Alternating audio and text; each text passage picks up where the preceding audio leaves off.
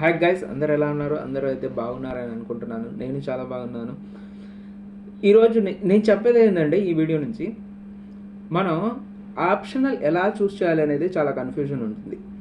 Optional చూస్ చేయడానికి నేను ఒక 3 ఫ్యాక్టర్స్ చెప్తాను. ఆ 3 factors must and should match చేసి చూడండి.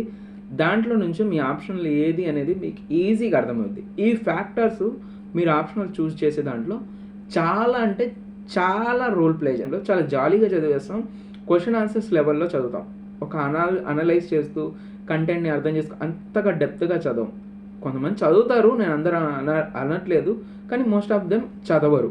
కాబట్టి మీరు చాలా కాన్ఫిడెంట్ ఉంటేనే మీ గ్రాడ్యుయేషన్కి లింక్గా ఉన్న సబ్జెక్టే తీసుకోండి. లేదు, నేను గ్రాడ్యుయేషన్ చేశాను కానీ నాకు అంత ఆ సబ్జెక్ట్ మీద నాకు అంత పట్టు లేదంటే మీరు సెకండ్ ఫ్యాక్టర్ చూడండి. సెకండ్ ఫ్యాక్టర్ ఏంటంటే, మీరు ఎన్సీఆర్టీస్ ఫస్ట్ బాగా చదవండి. ఎన్సీఆర్టీస్ మీరు చదివేటప్పుడు మీకు అర్థమైపోద్ది. Geography, history, polity, general science, ఈ ఎన్సీఆర్టీస్ చదివేటప్పుడే మీకు అర్థమవుతుంది.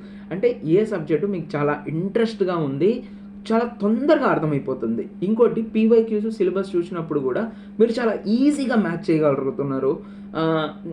ఆ పీవైక్యూస్ అనలైజ్ కూడా మీకు చాలా ఈజీగా అవుతుంది. కరెంట్ అఫైర్స్ చూసేటప్పుడు కూడా చాలా ఈజీగా ఆ సబ్జెక్ట్ వరకు మీరు చేస్తున్నారు అన్నప్పుడు ఆ సబ్జెక్ట్ తీసుకోండి.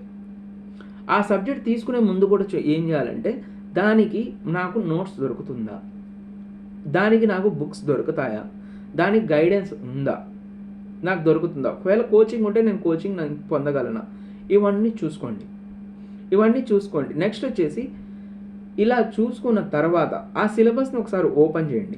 ఆ సిలబస్ ఓపెన్ చేసి చూడండి. మీకు ప్రతి సిలబస్ పిన్ టు పాయింట్ అర్థమవుతూ ఉంటే షూర్గా మీరు ఆ ఆప్షనల్ చూస్ చేసుకోగలరు.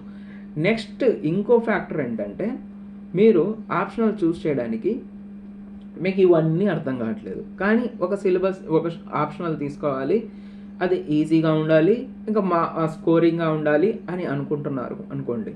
మీరు బాగా అంటే మీరు అనలైజ్ చేయలేరు, టాపిక్ని అనలైజ్ చేయలేను, నేను ఎక్కువ బాగా చదవగలను అన్నప్పుడు కొన్ని ఆప్షనల్స్ ఉంటాయి మనకు. హిస్టరీ అలాంటివి తీసుకోవచ్చు.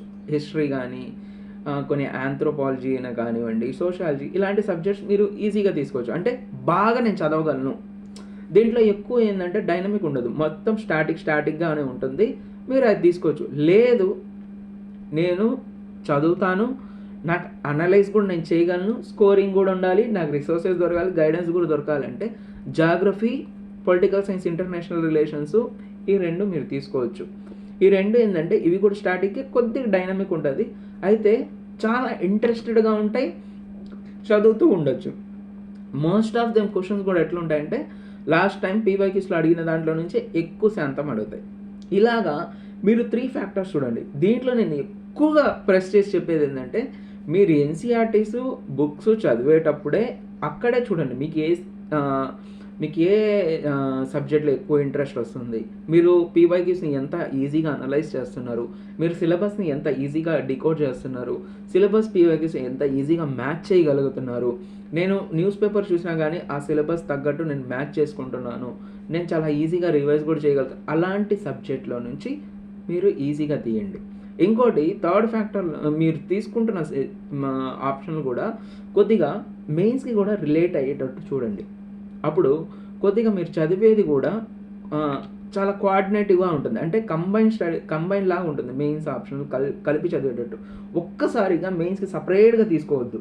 తీసుకున్నారంటే మీరు దాని మీద ఎక్కువ ఇంట్రెస్ట్ ఉంటే అలాంటిది తీసుకోండి, మీరు టైం ఇవ్వగలిగితే. లేదు, నాకు ఇంట్రెస్ట్ లేదు, తీసుకుంటున్నాను అన్నప్పుడు మెయిన్స్కి, ఆప్షనల్కి రెండిటికి ఎక్కువ హెల్ప్ అయ్యేలాంటి జిఎస్నే చూసుకోండి.